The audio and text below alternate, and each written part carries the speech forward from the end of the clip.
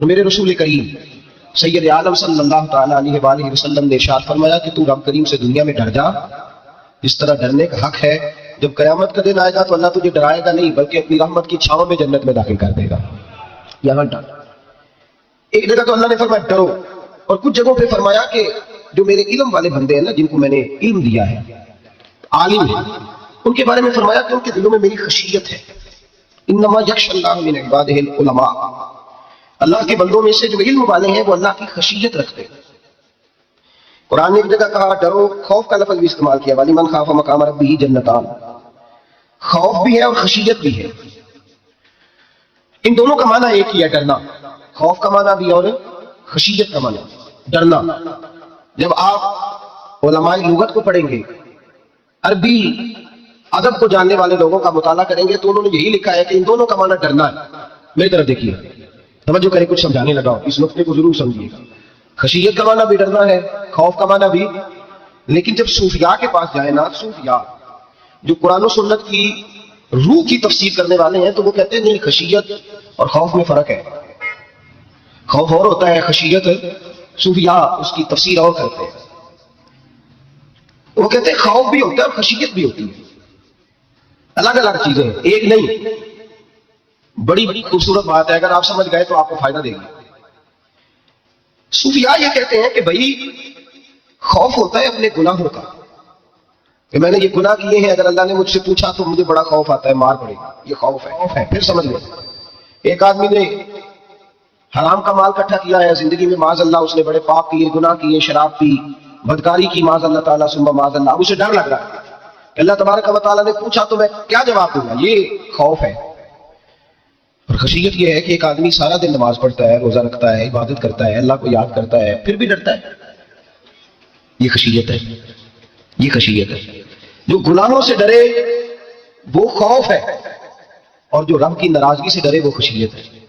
جو کہے یار میرا رب کہیں ناراض نہ ہو جائے، میرا رب کہیں مجھ سے، بڑی خوبصورت مثال دی۔ میں نے اپنے صاحب سے پوچھا کہ حضور یہ مسئلہ کیا ہے، تو فرمانے لگے ایک بادشاہ نے ایک غریب کی بیٹی اسے پسند آ گئی تھی، تو اس نے عزت کے ساتھ اس سے شادی کر لی، رشتہ بھیج کے وقار کے ساتھ۔ بیٹی کا باپ اپنی بیٹی کے مقدر پر رشک کرنے لگا کہ میری بیٹی کو بادشاہ نے پسند کیا ہے، بادشاہ کے شہزادے نے رشتہ بھیج دیا ہے، شہزادہ بیاہ کے لے گیا بیٹی کو، 20 کنیز آئے، نوکرانیاں اس عورت کی خدمت کرنے پہ لگی ہوئی ہے، اس کا ہر حکم ماننے کو تیار ہے، لیکن وہ بی بی سویرے بھی رو پڑتی ہے اور شام کو بھی رو پڑتی ہے، روتی رہتی ہے۔ اس سے کسی نے پوچھ لیا کہ بی بی تو روتی کیوں ہے، 20 کنیز آئے ہیں، گھر میں سکون ہے، ہر شے ہے، تو روتی کیوں ہے؟ تو وہ کہنے لگی اصل بات یہ ہے کہ جو کچھ مجھے ملا ہے میں اس کے قابل نہیں تھی، تو میں ڈرتی ہوں میرا سائیں کہیں ناراض نہ ہو جائے، وہ ناراض نہ ہو جائے، میں قابل نہیں تھی، میری اوقات نہیں تھی، یہ من عالم کے من دانم، میں جو ہوں اس کا مجھے پتا تو ہے، اس نے میری حیثیت سے، میری اوقات سے، میرے ضرب سے، میری محنت سے بڑا بڑھ کے مجھے عطا کر دیا، میری چونکہ اوقات سے زیادہ دے دیا تو میں ڈرتی ہوں وہ ناراض نہ ہو جائے، کہیں میری یہ کھیل، یہ جو میں نے گھونسلہ بنایا ہے، یہ کہیں میرا ٹوٹ نہ جائے۔ میرے بھائی، میرے رسول کریم سید عالم صلی اللہ علیہ وسلم کے امت کے اولیاء، صلحاء، صوفیاء، اتقیاء، صحابہ، اہل بیت، یہ لوگ جب روتے تھے تو یہ کوئی اس لیے نہیں روتے تھے کہ یہ آج دوپہر کو چینی میں ملاوٹ کر کے آئے ہیں تو اس لیے رو رہے ہیں رات، اس لیے نہیں روتے تھے کہ آج انہوں نے جو شکر بیچی ہے اس شکر کے اندر بورا ملایا ہوا، اس لیے نہیں رو رہے کہ آج 10 15 20 لاکھ رشوت کا مال بینک میں جمع، اس لیے تھوڑی روتے تھے، یہ تو اس لیے روتے تھے کہ اللہ تو نے بڑا کچھ عطا کیا ہے، کہیں ہم سے ناراض نہ ہو جانا، یہ تو اس کی خشیت میں رو رہے تھے۔ حضرت داؤد طائی رحمۃ اللہ تعالیٰ علیہ، حضرت امام جعفر صادق جو نبی پاک صلی اللہ علیہ وسلم کے نواسے، جناب داؤد طائی کی ملاقات ہوئی تو امام جعفر صادق حضور کے نواسے عرض کرنے لگے، داؤد طائی یار میری بخشش کی دعا کرنا، رب مجھے معاف کر دے۔ حضرت داؤد طائی رحمۃ اللہ علیہ فرمان لگے، امام صاحب آپ حضور کے نواسے ہیں، میں نے دعا کرنی ہے کہ آپ نے میرے لیے کرنی ہے؟ تو حضرت امام جعفر صادق رو پڑے، کہنے لگے یار تو نہیں کرنی ہے، اور اسی لیے تو تجھ سے دعا کرا رہا ہوں کہ کہیں ایسا نہ ہو نانا مصطفیٰ کی بارگاہ میں جاؤں تو وہ مجھے کہیں کہ میں کس طرح کا تھا تو کس طرح کا بن کے آیا ہے، یہی تو دعا کرانی ہے کہ میرے لیے دعا کر۔ جو جتنا بڑا ہوتا تھا نا اتنی زیادہ خشیت ہوتی ہے، اور گناہگار کے کو اللہ تبارک و تعالیٰ بعضوں کا سزا دیتا ہے، اس سے سلب ہو جاتے ہیں، اس کو تو اپنے گناہوں پہ رونا ہی نہیں آتا، وہ تو روتا ہے بچہ نہ ہو تب روتا ہے، وہ تو روتا ہے پیسے نہ ہو تب روتا ہے، وہ تو اس وقت روتا ہے جب اس کا مال چلا جائے، اس کو تو بعدوں کا گناہگار کو تو بعدوں کا سزا ملتی. اللہ فرماتا ہے تو دنیا کے لیے روئے گا، میرے لیے نہیں رو سکتا. اور جو رب کریم کے بندے ہوتے ہیں انہیں اللہ کہتا ہے تو دنیا سے بے نیاز ہے. تیری آنکھ سے آنسو جب بھی ٹپکے یا میرے لیے ٹپکنا چاہیے یا محمد مصطفیٰ کے لیے ٹپکنا چاہیے. آپ اگر اس بات کو تھوڑا سا غور کے ساتھ سمجھے تو تمام اولیاء صلحات کیا یہ رو رہے ہیں، تڑپ رہے. کیا اس کی وجہ تھی؟ نمازیں کم رہ گئی تھی، روزوں میں کمی تھی، فرائض ادا نہیں کرتے تھے کہ رویا کرتے تھے. کیوں روتے تھے؟ حضرت سیدنا عمر فاروق رضی اللہ تعالیٰ عنہ کے بارے میں صحابہ کہتے ہیں جناب عمر فاروق جب نماز پڑھاتے اتنا رویا کرتے تھے کہ 7ویں صف تک ان کے رونے کی آواز جایا کرتی. 7ویں صف تک ان کے رونے کی آواز جاتی. ہم لوگ بن کے بیٹھ گئے ہیں، ہم لوگ بن کے بیٹھ گئے. ہم یہ سمجھتے نہیں کہ ہماری حیثیت کیا تھی اور رب کریم نے ہمیں نوازا کیا ہے. آپ پڑھیے کتابیں، میرے رسول پاک صلی اللہ علیہ وسلم فرماتے ہیں میرا عمر جس گلی سے گزرے شیطان رستہ بدل جاتا ہے. نبی پاک فرماتے ہیں میرا عمر جب تک دنیا میں رہے گا دوزخ کو تالا لگا رہے گا. صاحب عزد الغابہ نے لکھا ہے نبی پاک صلی اللہ علیہ وسلم نے حضرت جبریل امین کو بلایا، فرمایا چل میرے عمر کی شان بیان کر. تو حضرت جبریل امین علیہ السلام سے لگے یا رسول اللہ صلی اللہ علیہ وسلم 950 سال اگر اللہ مجھے عمر دے، 950 سال رب عمر دے اور پھر بھی میں عمر فاروق کے فضائل بیان کروں تو میں نہیں کر سکتا. عمر کی شان میں نہیں بیان کر سکتا 950 سال بھی اگر میری عمر ہو. نبی پاک نے فرمایا پھر میرے ابو بکر کے بارے میں. عرض کی یا رسول اللہ ابو بکر کی تو بات اس سے بہت آگے کی ہے نا. وہ نبی پاک کتنی عظمت بیان کر رہے ہیں، اس قدر زیادہ رسول کریم صلی اللہ تعالیٰ علیہ وسلم ان کی عظمت بیان کرتے ہیں.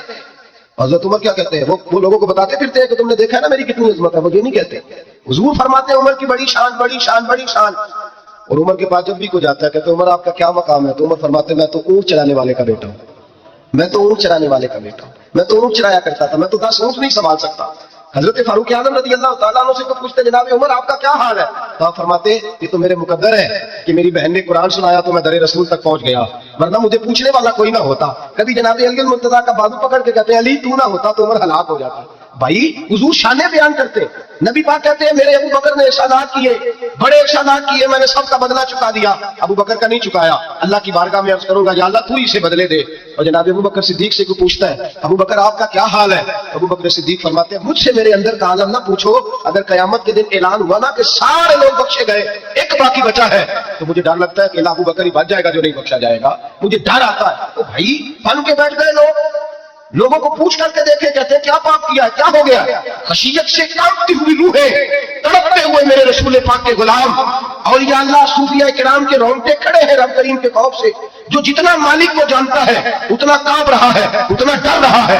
جس کی آنکھوں سے آنسو خشک ہے مطلب یہ ہے یہ رب کو جانتا ہی نہیں. اسے کیا خبر اس کا جلال کتنا ہے، اسے کیا خبر اس کا عذاب کتنا ہے. تو کیا جانے ان بطش ربک لشدید، جب وہ پکڑتا ہے تو بڑا سخت پکڑتا ہے. حضرت عثمان غنی کو 3 دفعہ میرے نبی پاک نے فرمایا جنتی ہے، جنتی ہے. العثمان فی الجنہ، العثمان فی الجنہ، العثمان فی الجنہ. 3 دفعہ حضور نے جنت کی بشارت دی. میرے مصطفیٰ کریم نے فرمایا میرا عثمان گلی سے گزرے تو فرشتے بھی اس کی حیا کرتے ہیں. جناب عثمان غنی جن کو میرے نبی نے 2 بیٹیاں دے کے کہا عثمان میری 100 بیٹی بھی ہوتی، ایک کے بعد دوسری انتقال کرتی جاتی تو میں ساری تیرے نکاح میں دے دیتا. وہی حضرت عثمان غنی قبر پہ کھڑے ہیں حضور کے وصال کے بعد، ایک قبر پہ کھڑے، آنکھوں سے آنسو جاری ہے، داڑھی ساری آنسوؤں سے بھر گئی ہے، روتے ہی جاتے روتے ہی جاتے. غلام کہتا عثمان یار رونا ہمیں چاہیے، رونا ہمیں چاہیے جن کو کوئی بشارت نہیں اور آپ کو تو 3 بشارتیں، روتے کیوں ہو؟ جناب عثمان غنی فرمانے لگے جس مصطفیٰ نے مجھے جنت کی بشارت دی اسی رسول نے فرمایا تھا قبر آخرت کی منزلوں میں سے پہلی منزل ہے، آخرت کی منزلوں میں سے پہلی منزل. سوچتا ہوں اگر رب کریم نے عثمان سے حساب پوچھ لیا حساب کیسے دینا ہے میرے مصطفیٰ کریم نے. یہ تو بات ہے نا جناب عمر کی، یہ تو بات ہے حضرت عمر کی، حضرت ابو بکر کی، جناب عثمان غنی کی.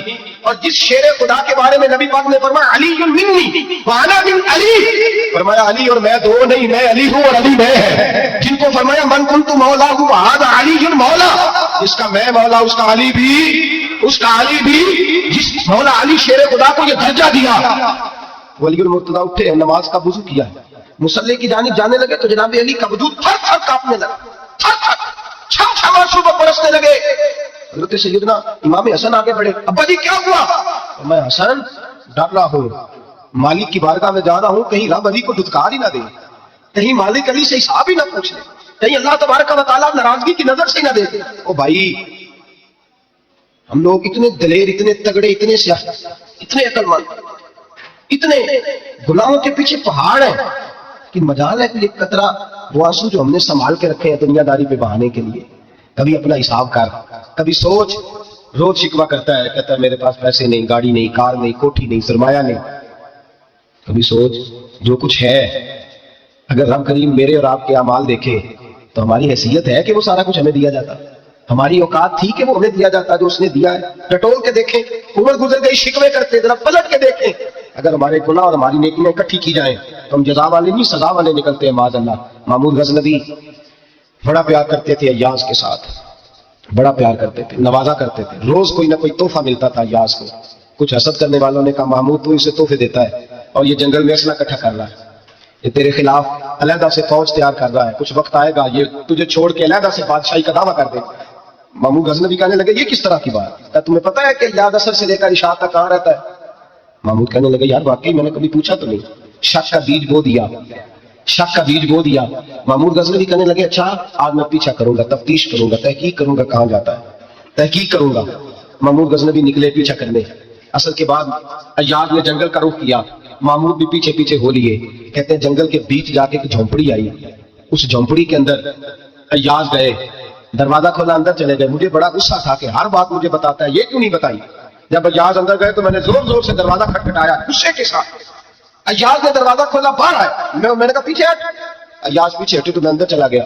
محمود کہتے ہیں جب میں اندر گیا تو میں نے اس جھونپڑی میں ایک پرانا کرتا لٹکا ہوا دیکھا، ایک ٹوٹے ہوئے جوتے پڑے ہوئے دیکھے، ایک چھوٹا سا ڈنڈا دیکھا، ایک مٹکا، ایک پیالہ دیکھا۔ میں نے ساری تلاشی لی تو چند ٹوٹی پھوٹی پرانی چیزیں۔ میں نے کہا یاد یہ کیا ہے؟ تو کہتے ہیں یاز کہنے لگا بادشاہ ٹٹول کے دیکھ لے، یہی کچھ ہے جو تم نے دیکھا۔ میں نے کہا یہ ہے کیا؟ کہتے ہیں یاز پیروں میں بیٹھ گیا، تڑپ کے رونے لگا، کہنے لگا بادشاہ یہ میری اوقات ہے، یہ میری اوقات ہے، یہ میری اوقات ہے، یہ میری اوقات ہے۔ کہا کیا مطلب؟ کہنے لگا جس دن تیرے پاس آیا تھا نا تو یہ میری کائنات تھی کل، آج تیری مہربانیوں نے مجھے یہاں تک پہنچا دیا ہے۔ میں جو تیرا غدار نہیں نہ ہوتا، میں جو تیری نافرمانی نہیں کرتا، اس لیے نہیں کرتا کہ میں ہر شام آ کے اپنی اوقات یاد کرتا ہوں اور پھر مجھے روز رات کو میرا نفس کہتا ہے اس کا وفادار رہنا، اس کا وفادار رہنا۔ تو اس حال میں تھا جب آیا تھا، اگر یہ بگڑ گیا تو پھر تجھے اپنی اوقات کا پتہ ہے نا۔ محمود غزنوی نے سینے سے لگایا، کہنے لگے آج تک تو بچا بھی اس لیے ہے کہ تو اپنی اوقات نہیں بھولا۔ ملا رومی کہتا ہے اپنی اوقات یاد رکھ، تو کیا تھا؟ تجھے ایک رات سونے نہ دے تو اپنی ٹانگوں پہ کھڑا نہیں ہو سکتا، تیری وہ آنکھ لے جائے تو کچھ نہیں کر سکتا، وہ تجھے معذور کر دے تو کچھ نہیں کر سکتا۔ 30 سال کے اونچے 7 فٹ قد کے جوان اس نے فالج ادا کر کے اسپتالوں میں ڈال دیے، وہ کچھ نہ کر سکے۔ بڑے بڑے پہلوان جو کہتے تھے کہ ہم اٹھے تو دنیا اٹھتی ہے، اس نے پھینک دیے منو مٹی کے نیچے، کچھ نہ کر سکے۔ اپنی حیثیت نہ بھول۔ میرے رسول کریم سید عالم صلی اللہ علیہ وسلم نے فرمایا 2 باتوں میں لوگ دھوکے میں ہیں، دھوکے میں ہیں، دھوکے میں ہیں، دھوکے میں۔ یا رسول اللہ کون سی؟ فرمایا جو صحت مند ہے وہ دھوکے میں ہے، وہ سمجھتا میں کبھی بیمار ہی نہیں ہوگا، مجھے روز اسی طرح نیند آئے گی جس طرح اب آتی ہے، میں روز اسی طرح اٹھوں گا جیسے اب اٹھتا ہوں، میں اتنا ہی لمبا چوڑا رہوں گا جس طرح آج ہوں، میرا حسن اسی طرح قائم رہے گا جیسے آج ہے۔ تو دھوکے میں ہے، دھوکے میں۔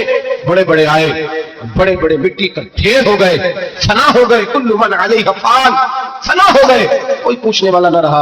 اور میرے رسول پاک نے فرمایا جو فارغ ہے، جن کو رب نے اپنی عبادت کے لیے فارغ کیا، اپنے دین کی نوکری کے لیے فارغ، وہ بھی دھوکے میں ہے، وقت ضائع کر رہے ہیں، چوک اور چوراہے میں کھڑے ہیں۔ میرے بھائی جب اپنی حیثیت انسان بھولتا ہے، حیثیت بھولتا ہے، پھر وہ شکوہ کرتا ہے، جب اپنی اوقات بھولتا ہے پھر شکوہ کرتا ہے، جب وہ بھول جاتا ہے کہ میں کیا تھا پھر وہ شکوہ کرتا ہے۔ حضرت سیدنا امام احمد رحمۃ اللہ علیہ بازار میں کھڑے تھے تو بادشاہ کا بیٹا گزرا، اکڑ کے گزرا، آپ نے بازو پکڑ کے کھینچا اور میں جا کے اپنی ماں سے پوچھ اور اپنے باپ سے پوچھ تیری اوقات کیا ہے، اکڑ کے چلتا ہے، جا پوچھ ان سے تیری حیثیت کیا ہے۔ حضرت جناب سیدنا امام احمد نے ڈانٹا تو واپس آیا، آگے کہنے لگا ابا وہ امام کیا کہتا تھا کہ میری اوقات کیا ہے، کیا اوقات ہے میری؟ تو باپ اور ماں دونوں گھورنے لگے، کہنے لگے بیٹے ہمارے پاس دولت بھی تھی، گھر بھی تھا، مکان بھی تھا، جائیدادیں بھی تھی، بادشاہت بھی تھی، پر ہم دنیا کے دروازوں سے بھیک مانگ مانگ کے تھک گئے تھے۔ عرش کا مالک ایک بیٹا عطا نہیں کرتا تھا، ایک بیٹی نہیں دیتا تھا، تڑپ گئے تھے، روتے تھے، سسکتے تھے۔ پھر وہی امام احمد جنہوں نے آج تجھے گلی میں کھڑا کیا ہے اس کے دروازے پہ جا کے بیٹھ گئے۔ ہم نے کہا رب ناراض ہو گیا، دعا کرو ہم سے راضی ہو جائے، چلو زیادہ نہیں ایک لالی ہمیں دے دے۔ امام احمد دعائیں کیا کرتے تھے تو تب اللہ پاک نے تو ہمیں عطا کیا تھا۔ تیری او بھائی اپنی حیثیت کا تو تعین کر، بڑھ بڑھ کے باتیں کرتا ہے، تو بڑا کھول کھول کے بولتا ہے، اپنی حیثیت کا تو تعین کرنا، ذرا اندازہ تو کرنا کہ تو کون تھا، کہاں سے آیا ہے، تیری اوقات کیا ہے۔ یہاں لوگ 1 منٹ میں آگے نکل جاتے تو پلٹ کے دیکھ تو صحیح۔ اور میرے بھائی جو بڑے لوگ تھے وہ تڑپا کرتے تھے۔ حضرت فضیل بن عیاض رحمت اللہ علیہ فرماتے ہیں بغداد میں بارش نہیں ہوتی تھی، قحط پڑ گیا، جانور پیاس سے مرنے لگے، جوان بچے بوڑھے نڈھال ہونے لگے، فرماتے ہیں میں بھی نکلا, سفیان ثوری بھی نکلے, اور بھی کئی صوفیاء میدان میں نکلے, دعائیں مانگی, بارش نہیں ہوتی تھی. فرماتے کہ جھونپڑی سے ایک سفید بالوں والا اور گندمی رنگ والا ایک بوڑھا غلام نکلا جو کسی کا ملازم تھا, باہر آیا جھونپڑی سے. ہم اسے دیکھ رہے تھے, وہ ہمیں دیکھ نہیں رہا تھا. فرماتے ہیں اس کے چہرے پر عبادت کے نشان تھے, دور سے اس کا چہرہ دیکھتے لگتا تھا کوئی رب کریم کا بندہ ہے. فرماتے ہیں ہم اسے اللہ کا ولی جانتے تھے. اس نے دعا مانگی تو لفظ پتہ کیا ہے دعا کے, ہاتھ اٹھا کے کہنے لگا مولا مجھے پتا ہے یہ جو بارش نہیں نہ ہو رہی ہے میری وجہ سے نہیں ہو رہی, میرے گناہوں کی بڑی لمبی فہرست ہے, بڑی لمبی لائن ہے. کہنے لگا اے اللہ میری اکیلے کی وجہ سے سارے بغداد کو سزا تو نہ دے. رب کریم جوان بھوکے, بچے بھوکے, مائیں ترس گئیں, بچے ترس گئے, جانور پانی کے قطرے, اللہ گناہ تو میرے اکیلے کے ہیں اور ان سب کو سزا کیوں دیتا ہے؟ نہ میری سزا سب کو تو نہ دے, میری سزا صرف مجھے دے, ان کو نہ دے. کہتے ہیں ابھی اس کے ہاتھ اٹھے ہوئے تھے, دعا بول رہا تھا, رب کریم نے فوراً بارش عطا فرما دی. فرماتے کھول کے بارش برسی. میں نے لوگوں سے پوچھا پتہ کرو کس کا غلام ہے, کہا فلاں آدمی کا. حضرت فضیل بن عیاض کہتے ہیں میں شام کو گھر چلا گیا, اس کے آقا سے بات کی, خرید لیا. میں جب اس کو خرید کے لایا, گلی میں جا رہے تھے تو مجھے کھڑا کر کے کہنے لگا فضیل میں نکما سا آدمی ہوں, بال بھی سفید ہے, مجھ سے تو زیادہ کام ہی نہیں ہوتا, کیوں تم نے پیسے خرچ کیے, میں اس قابل ہی نہیں تھا, کیوں خریدا؟ تو حضرت فضیل بن عیاض کہتے ہیں میں نے اس کو کہا کل جو تو نے دعا مانگی تھی تو نہیں دیکھ رہا تھا, ہم دیکھ رہے تھے, وہ تو مقبول ہے رب کریم کی بارگاہ کا, تجھے اس لیے خرید کے لایا ہوں تو مقبول ہے. کہتے ہیں یہ لفظ سنے تو ٹھہر گئے. وہ کہنے لگے اچھا آقا مجھے 5 منٹ کا وقت ملے گا؟ میں نے کہا ہاں ضرور ملے گا. کہتے انہوں نے وہی نماز کی نیت باندھ لی, 2 رکعتیں پڑھی اور 2 رکعتیں پڑھ کے ہاتھ اٹھائے, کہنے لگے مولا تیرا اور میرا راز تھا, تم نے راز کیوں کھولا؟ اللہ مسکرنا بستری کل جمیل, یا اللہ تیرے پاس پیارے پیارے پردے ہیں, کہ پردہ مجھے عطا کر دے, مجھے اپنا رکھ, مجھے لوگوں کے سامنے میرے پردے نہ کھول. آپ فرماتے ہیں یہ کہہ کہ وہ زمین پہ بیٹھے کلمہ شہادت پڑھا, ان کی روح پرواز کر دی. میرے بھائی جو زیادہ پرہیزگار تھے تو بڑے رب کریم کے بندے تھے, ان کے تو آنسو خشک نہیں ہوتے, وہ تو تڑپا کرتے, صبح شامیں ان کی روح کے گزرتے تھے اور رب کریم کی ناراضگی سے ڈرتے تھے. وہ کہتے تھے مالک کہیں ناراض نہ ہو جائے, کہیں بگڑ نہ جائے. میرے رسول کریم صلی اللہ علیہ وسلم کے صحابی کہتے ہیں ایک جنگ سے خوشخبری آئی, تو جو خوشخبری لانے والے تھے وہ حضرت عمر فاروق رضی اللہ تعالیٰ عنہ کے پاس پہنچے خوشخبری دینے. حضرت عمر رضی اللہ تعالیٰ عنہ کھڑے تھے, صحابی نے آ کے کہا عمر مبارک ہو. جناب عمر کچھ لوگوں سے گفتگو کر رہے تھے, بات چیت جاری تھی, کہا مبارک ہو فتح ہو گیا. حضرت عمر کہنے لگے ٹھہر تو جا, اس سے تو بات کر لینے لگے جس سے کر رہا ہوں, کہنے ٹھہر تو جا. تو جو پیچھے کھڑے تھے وہ شرمندہ ہو گئے, اتنی سی بات ہے. چودھری تو بندہ بنتا ہی تب ہے جب 5-10 کی ایک دن کے اندر بےزتی کر لے, پڑھا لکھا تو بنتا ہی تب ہے جو 10-15 کو جاہل کہہ لے, بڑا تو بنتا ہی تب ہے جو 5-6 کو نیچا دکھا دے. یہ ہماری ڈگریوں کا تو مزاج ہی بڑا مختلف. ہم تو اعزاز والے ہوتے ہی تب ہیں جب کوئی چھوٹا ہوگا تو ہم بڑے ہو گے نا, ہم تو چاہتے ہیں ہمیں کوئی چھوٹا ملے, کسی کو چھوٹا کر کے اس کے قد پہ سوار ہو کے بڑا ہونا چاہتے ہیں. اتنی سی بات تھی کہ ٹھہر جانا یار پہلے اس کی تو سن لینے دے. وہ شرمندہ ہو گئے صاحب. جب وہ شرمندہ ہو گئے تو سیدنا فاروق اعظم دوڑے گئے.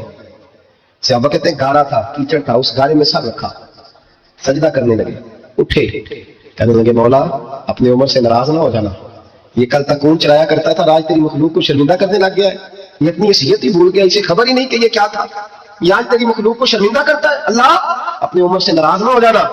وہ شخص کہتے ہیں پیچھے آ کے کھڑا رو رہا ہوں. میں نے کہا عمر کیا کر رہے ہو؟ فرمایا نہیں یار میں نے تجھے شرمندہ کیا ہے, یہ میں بھول گیا تھا کہ میں کیا ہوں.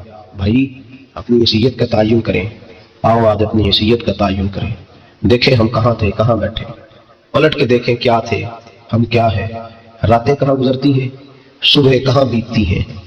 ایک لمحے کے لیے پلٹ کر اپنے ظلم, زیادتیاں, جھوٹ, غیبتیں, بے حیائیاں, اپنی زندگی کے امور کا اگر ہم یک نظر جائزہ لیں, پیچھے پلٹ کے دیکھیں تو حضرت جناب سیدنا غوث اعظم جیلانی رضی اللہ تعالیٰ عنہ فرمایا کرتے تھے کہ لوگ اپنے گناہ یاد کریں تو وہ پریشان ہو جائیں کہ ہمیں پانی کا قطرہ کیوں مل رہا ہے, اگر اپنی غلطیاں یاد کریں تو انہیں احساس ہو کہ ان کا سانس کیسے چل رہا ہے.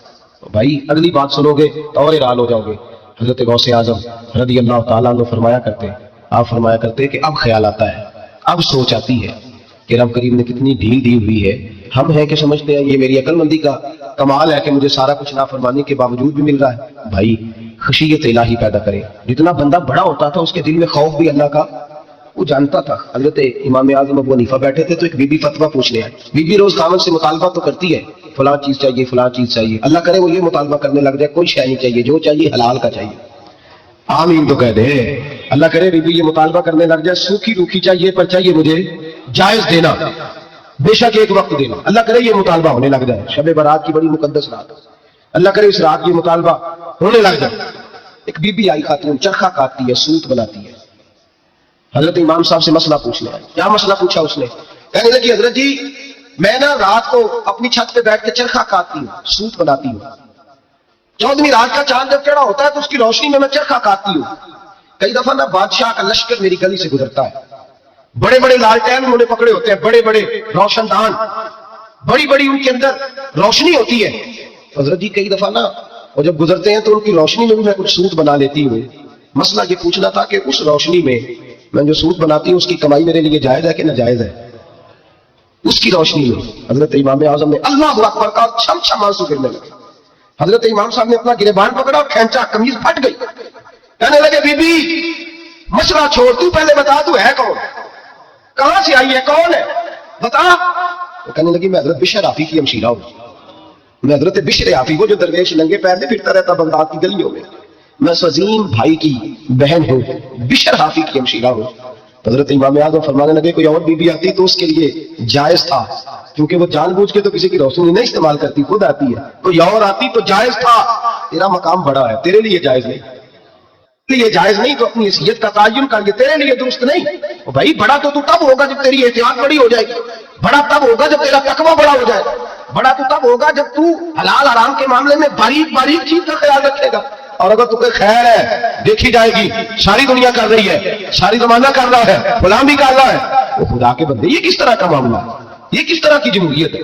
अपने आप को समझाएं मेरे अजीज, खशियत वाली जिंदगी पैदा करें, तकवे वाली जिंदगी पैदा करें। हम लोग ऐसा वक्त गुजार रहे हैं और ये याद रखना हमेशा इंसान दुनिया में आते हैं, इस शहर के बहुत सारे लोग हो गुजरे, उलमा, मशाइख, सूफिया, ताजर, जिमींदार, आप किसी भी शोबे में टटोलेंगे तो आपको कई नाम मिलेंगे। इस शहर मोहब्बत के ढेरों लोग हो गुजरे और ये कहानी हर शहर की है। आज मैं और आप यहाँ बसते हैं, कुछ वक्त के बाद हम दास्तान होंगे। इमाम शाफी रहमतुल्लाह अलैह फरमाते हैं मैं एक शहर से गुजर रहा था तो मेरे पैर को ठोकर लगी, मैंने जमीन खोदी तो एक खोपड़ी निकली, खोपड़ी निकली तो उसके ऊपर ताज भी था। फरमाते मैंने शहर के लोगों से पूछा ये क्या है, तो कहने लगे ये बादशाहों का कब्रिस्तान है, इसमें गरीब दफन तो नहीं हो सकता था, दफन तो बादशाहों का खानदान है, लेकिन अफसोस की बात यह है कि यहाँ मिट्टी डालने कोई नहीं आता। अब ये सीधी सड़क बन गया। भाई कभी पलट के देख, हजारों लोग आए, इस रोड से करोड़ों लोग गुजरे और मंदिर को चले गए, लोगों ने याद नहीं रखा। आप अपने हिस्से का आप अमल करने आए, ठेकेदार नहीं है कोई अपनी औलाद का, बाल बच्चे का, बहन भाई का। हक जरूर है, उनके लिए मेहनत जरूर करेगा, लेकिन उसको ये इजाजत नहीं है कि वो कहे कि मैं बड़ा जिम्मेदार हूं तो मैंने 20 करोड़ बैंक भर के जाना है। हजरत उमर बिन अब्दुल अजीज रहमतुल्लाह ताला अलैह के इंतकाल का वक्त आया तो अपने बेटों को बुलाया, फरमाने लगे बेटो तुम्हारा बाप बुज़दिल था, तुम्हारे लिए कुछ कर नहीं सका। अब्बा जी क्या हुआ? फरमाने लगे बेटे मैं बुज़दिल था, जहन्नम से डर गया, तुम्हारे लिए कोई बैंक बैलेंस इकट्ठा नहीं कर सका। मैं थोड़ा दिलेर होता, दोजख से ना डरता तो तिजोरियां भर के जाता। पुराने बादशाह महल छोड़ के गए हैं पर मेरे पास कुछ नहीं है, बादशाह होने के बावजूद मैं फकीर हूं, खाली आ जा रहा। बुज़दिल जो था, आपने जब ये लफ्ज कहे तो बच्चे रोने लगे, कहने लगे अब्बा जी हमें तो फख्र है, हमें तो फख्र है, जिस गली से भी हम गुजरते हैं कपड़े हमारे सादे होते हैं पर लोग दुकानें छोड़ के मिलते हैं, कहते हैं नेक बाप की औलाद जा रही है, ये बड़े मर्तबे वाले बाप की औलाद जा रही है। भाई याद रखें, खुशियत इलाही पैदा करें, ना अपनी जात के साथ जुल्म करें। अगर आप कोई भी गलत काम करते हैं तो उसका जवाब आपने देना है। अगर आपने 1 करोड़ रुपया नाजायज कमाया है तो अल्लाह आपसे नहीं, आपके बच्चे से नहीं पूछेगा, बीवी से नहीं पूछेगा, बहन भाई से नहीं, आपने जवाब देना है। आप अपने अमाल पर गौर करें। आज शब बारात है, मेरे नबी करीम सल्लल्लाहु अलैहि वसल्लम ने फरमाया कि मेरी उम्मत की इतनी बख्शिश होगी, मदीने में सबसे ज्यादा बनु कल्ब का कबीला बकरियां पालता है, उनकी बकरियों के बालों से भी ज्यादा अल्लाह मेरी उम्मत की बख्शिश फरमाएगा। इसको तौबा की रात कहा जाता है। तौबा का मतलब ये होता है कि अल्लाह मैं आज के बाद गुनाह नहीं करूं। तौबा का मतलब होता है कि मैं आज के बाद ये गलती, आपका मुलाजिम कितनी बार गलती करे तो आप रख लेते हैं, एक दिन में 100 दफा करे तो गुंजाइश है उसको रखने की, अल्लाह रख लेता है, कहता तू तौबा कर, है गुंजाइश। मेरा ख्याल है कि 10 बार भी करे उसके लिए भी गुंजाइश है, उसके लिए भी गुंजाइश है। उस्ताद बाप होता है, बच्चे से गलती हो जाए तो कहता तुझे हर्जाना भरना पड़ेगा। बच्चे लगे नहीं होते स्कूलों में, जुर्माने लगे होते, छुट्टी का लहदा है, फलां काम का लहदा है, हालांकि बाप है। भाई اللہ فرماتا ہے تو توبہ کر، اور توبہ یہ ہے کہ میں آج کے بعد یہ گناہ، جس آدمی نے کل 5 نمازیں نہیں پڑھنی، اس کا آج توبہ کرنے کا کیا مطلب ہے؟ توبہ کا کیا مطلب ہے کہ میں آئندہ گناہ، تو جو سویرے 5 نمازیں نہیں پڑھنا چاہتا، کہتا کل زور نہیں میں نے پڑھنی، چلو فجر تک جاگنا، فجر پڑھ لوں گا، تو اس نے توبہ کی ہے؟ وہ مذاق ہے، استغفر اللہ استغفر اللہ استغفر اللہ، معاف کر دے، کیا معاف کر دے؟ سویرے تو مسجد آئے گا بھائی، آپ کسی جگہ، ہم سادے لوگ ہیں، دیہاتی لوگ، یہ ہمارا دیہات کا ماحول ہے، بچے کو مارتے ہیں نا مدرسے والے کو، تو ہم کہتے ہیں دوبارہ کرے گا، تو کیا کہتا ہے اگو، تو جو بچے کبھی تجھے تھپڑ دو مار لو میں سویرے پھر کر دیں، تو اس کو معافی ملے گی؟ یہ کیسی معافی ہے کہ سویرے میں نماز نہیں پڑھنی زور کی، لیکن یا اللہ معاف کر دے؟ یار یہ جھوٹ ہے، یہ دھوکہ ہے، یہ مذاق ہے، مذاق نہیں کرے، اور بندہ کوئی سیانا ہو تو مذاق برداشت نہیں کرتا، اور معاذ اللہ استغفر اللہ، رب کریم کے ساتھ مذاق، یا اللہ میری توبہ، یا اللہ میری توبہ، یا اللہ مجھے معاف کر دے، یا اللہ معاف کر دے، اور سویرے جھوٹ پھر بولنا ہے اٹھتے ہی، تو یہ کیسی توبہ ہے؟ توبہ کا مطلب ہوتا ہے کہ میں توبہ کرتا ہوں آج کے بعد گناہ، تو توبہ کو سمجھے تو صحیح نا میرے بھائی، توبہ کو سمجھے۔ تمام صحابہ، کیونکہ شراب حرام نہیں تھی تو ہر آدمی پیا کرتا تھا، جب حرام ہو گئی تو پھر کسی نے منہ نہیں لگایا، توبہ ہو گئی تو پھر ہو گئی، پھر معاملہ ختم ہو گیا۔ پھر کبھی قریب حضرت مسعد بن ابی مسعد البغوی رضی اللہ تعالیٰ عنہ حضور کے صحابی ہیں، آپ فرماتے ہیں میرے اندر ایک غلطی تھی، میرا بہت ساری خواتین کے ساتھ دوستانہ تھا، نبی پاک کی بارگاہ میں جب میں گیا اسلام کی بائعت کی تو حضور نے فرمایا تیری نظر جھکی رہنی چاہیے، خبردار کسی عورت سے تیرا، کہتے ایک نصیحت نبی پاک نے کی، آپ فرماتے ہیں میں نے اپنے دل کو اس طرح سمجھایا کہ عورتیں اگر میرے پاس آ کے کھڑی ہوتی تھی تو میرے اندر کا وجود کہتا تھا کہ ہو ہی نہیں سکتا میری توجہ جائے، اس لیے کہ توبہ کی ہے، اب دوبارہ ادھر توجہ جا سکتی؟ میرے بھائی توبہ کو اس کے مفہوم کے ساتھ توبہ کریں، جھوٹ نہیں بولے، گناہ نہیں کرے۔ میرے رسول کریم صلی اللہ علیہ وسلم نے فرمایا استغفار پڑھا کرو، میں دن میں 100 مرتبہ استغفار کرتا ہوں، حضور کہتے ہیں میں دن میں، حضور 100 دفعہ دن میں استغفار کرتے۔ امام حسن کے پاس ایک شخص آیا، کہا میرے پاس اولاد نہیں، فرمایا استغفار پڑھ، ایک پھر آ گیا، اس نے کہا حضور میرے پاس روزی نہیں، فرمایا استغفار پڑھ، ایک اور آیا، اس نے کہا حضور بیماری بڑی ہے گھر میں، فرمایا استغفار پڑھ۔ آپ کے ساتھ زیادہ بیٹھے تھے، کہا ابا جی جو آتا ہے آپ استغفار ہی بتاتے ہیں، آپ فرمانے لگے جب کوئی بندہ توبہ کرتا ہے تو رب راضی بڑا ہوتا ہے، تو میں نے سب کو توبہ کا وظیفہ بتایا ہے، جس کی جو بھی مجبوری ہو اگر توبہ کر لے تو اللہ تعالیٰ اسے آسانی عطا کر دیتا ہے، اللہ اس پہ نظر رحمت کر دیتا ہے۔ اپنے آپ کو تبدیل کریں، نماز کو اس کی حقیقت کے ساتھ پڑھا کریں، اس کی حقیقت کے ساتھ نماز کو پڑھیں، 5 وقت مسجد میں حاضری دیں، چھوڑ کے سارے کام چھوڑ کے، باقی سارا کچھ بعد میں۔ آپ کا رشتہ لوگوں کے ساتھ زندگی کا ہے، موت کا نہیں ہے۔ آپ خود دیکھ لیں جن کے بزرگ چلے گئے وہ ڈیلی جاتے ہیں قبرستان، کوئی بیٹھتا 2 گھنٹے جا کے، والد صاحب ہے، دادا جی ہیں، نانا جی ہیں، دیکھا کبھی کسی کو صبح گیا ہو شام آیا ہو؟ یہی حال ہمارا ہوگا، بالکل کوئی نہیں جائے۔ اور پھر جب کوئی انتقال کر جاتا ہے نا تو کوئی یہ نہیں کہتا کہ ابا جی کو غسل دے لو، کہتے ہیں میت کو غسل دو، ماں آنکھوں کی ٹھنڈک ہوتی ہے، لیکن کہتے ہیں لاش کو اٹھاؤ، جنازے کو اٹھاؤ، آپ کے رشتے ناطے ختم ہو گئے۔ اگر آپ ناراض نہ ہو تو مجھے جنازے پڑھانے کا موقع ملتا ہے، 1-2 بات عرض کرتا ہوں، اس کے بعد ذکر کرتے ہیں انشاءاللہ، دعا ہو۔ جنازوں پہ جانے کا اتفاق ہوتا ہے تو میں جنازے سے محسوس کرتا ہوں بہت ساری چیزوں کو، میں دیکھتا ہوں کہ جنازہ ہونے کے باوجود لوگ یہ سمجھتے ہیں کہ یہ ہونا تھا کام، یہ ہو گیا، اور وہاں کیفیت یہ ہوتی ہے کہ صرف یہی جنازہ ہے، اسی نے فوت ہونا تھا، ہم تو بچے ہوئے ہیں۔ قرآن پاک سے محبت کرنا، قرآن پاک پڑھنے والوں سے پیار کرنا، قرآن کے مدارس کو آباد کرنا، یہ بڑا مشکل ہوتا جا رہا ہے۔ ہم ایک مدرسہ چلاتے ہیں، محسوس کرتے ہیں کہ یہ بڑا کٹھن معاملہ ہے، بڑا کٹھن۔ ایک تو تنقید کی نظر بھی سب سے زیادہ اداروں کی طرف ہوتی ہے، اور سب سے کم تعاون بھی اداروں کے ساتھ ہوتا ہے، مجبوری کے ساتھ ادارے وقت گزارتے ہیں۔ اپنا رجحان مدارس کی جانب کریں اور دین سیکھنے کی طرف رجحان کریں، قرآن مجید صحیح پڑھنا سیکھیں، قرآن مجید صحیح سمجھنا سیکھیں۔ اور پھر میرے بھائی جو آیات آپ کو ضروری ہے، نماز جنازہ ہے، وضو ہے، غسل ہے، آپ کے روزمرہ کے معاملات ہیں، وہ کسی اچھی قاری سے، اہل سنت کے کسی شخص سے ان کی درستگی کرائیں، اپنے معاملات پہ غور کریں۔